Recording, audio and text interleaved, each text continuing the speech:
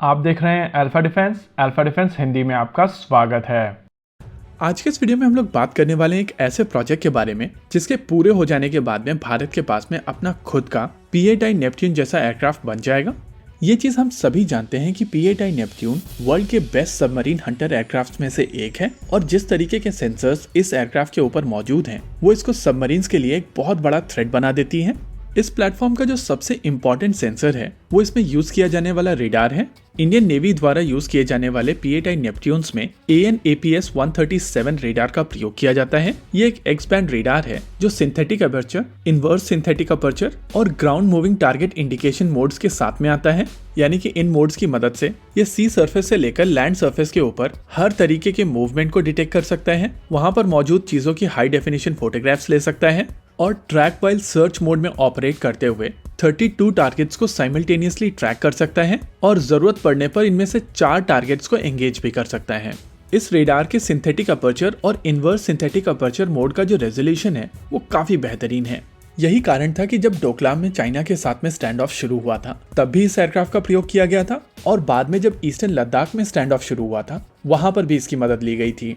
इस एयरक्राफ्ट में electronic support major equipment भी यूज किए जाते हैं जिसके चलते ये इलेक्ट्रॉनिक इंटेलिजेंस गैदरिंग भी कर सकता है और नोज के नीचे एक इलेक्ट्रो ऑप्टिकल गिम्बल होने के चलते ये हाई डेफिनेशन इंफ्रारेड इमेजेस और डे टीवी इमेजेस भी गैदर कर सकता है।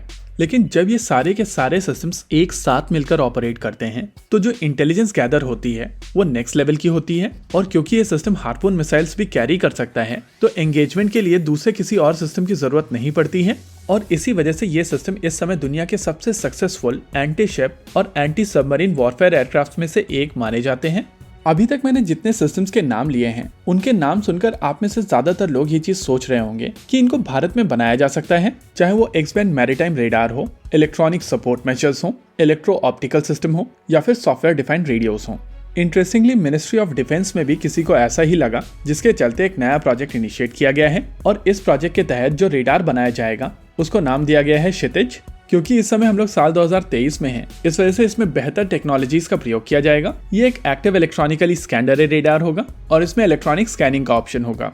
इस रेडार को DRDO की लैब LRDE बनाने वाली है जिसका इंटीग्रेशन डॉनियर बेस्ड एक टेस्ट बेड के ऊपर किया जाएगा और ये इंटीग्रेशन प्रोसेस HAL की तरफ से किया जाएगा। इस रेडार की रेंज को लेकर इस समय हमारे पास डेटा मौजूद नहीं है, लेकिन आप सभी को ये चीज पता है कि active electronically scanner radars scalable radars होते हैं। इनको काफी आसानी से स्केल अप या डाउन किया जा सकता है और जिस तरीके की पावर आपका प्लेटफॉर्म प्रोवाइड कर सकता है उसके हिसाब से इसकी रेंज को एडजस्ट किया जा सकता है। वहीं पर अगर इस सिस्टम के ऊपर जाने वाले इलेक्ट्रॉनिक सपोर्ट मेजर्स की बात की जाए तो ये सारे सिस्टम DLRL की तरफ से बनाए जाएंगे और इनका इंटीग्रेशन भी HAL की तरफ से किया जाएगा।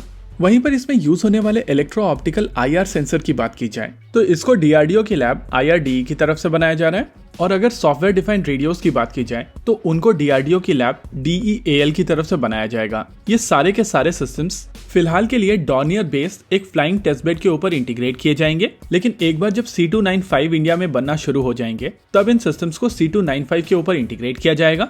अभी के लिए ये इंटीग्रेशन की रेस्पॉन्सिबिलिटी HAL की है, लेकिन बाद में ये टेक्नोलॉजी टाटा को पास ऑन कर दी जाएगी और उनके द्वारा बनाए जाने वाले C295 एयरक्राफ्ट के ऊपर इनको माउंट कर दिया जाएगा। फिलहाल के लिए टाटा को इस प्लेटफॉर्म को मास्टर करने में थोड़ा समय लगेगा, लेकिन एक बार जब उनकी तरफ से ये प्लेटफॉर्म मास्टर कर लिया जाएगा तो ये इंटीग्रेशन प्रोसेस कंपैरेटिवली इजी हो जाएगा।